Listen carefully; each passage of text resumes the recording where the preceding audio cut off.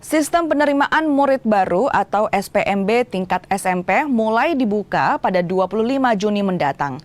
Posko bantuan pendaftaran juga disediakan pihak sekolah untuk membantu orang tua calon siswa.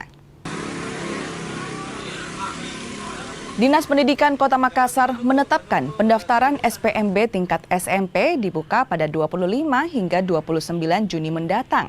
Sosialisasi, kesiapan server, hingga simulasi website pendaftaran mulai dilakukan.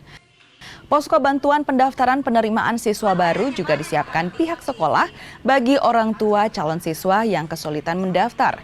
Khusus untuk jalur zonasi, orang tua calon siswa diimbau untuk memilih sekolah yang lokasinya tidak jauh dari rumah.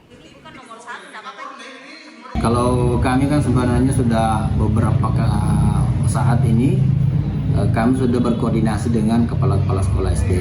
Lalu kemudian kami kirimkan panduannya atau juknisnya, kemudian spanduk yang kami gunakan untuk menginformasikan bahwa orang tua yang ada di sekolah itu bisa mengakses. Kemudian di samping itu juga di media sosial kami juga sudah mengupload di YouTube, kanal YouTube SMP 3, kemudian ada juga di Instagram SMP Negeri 3.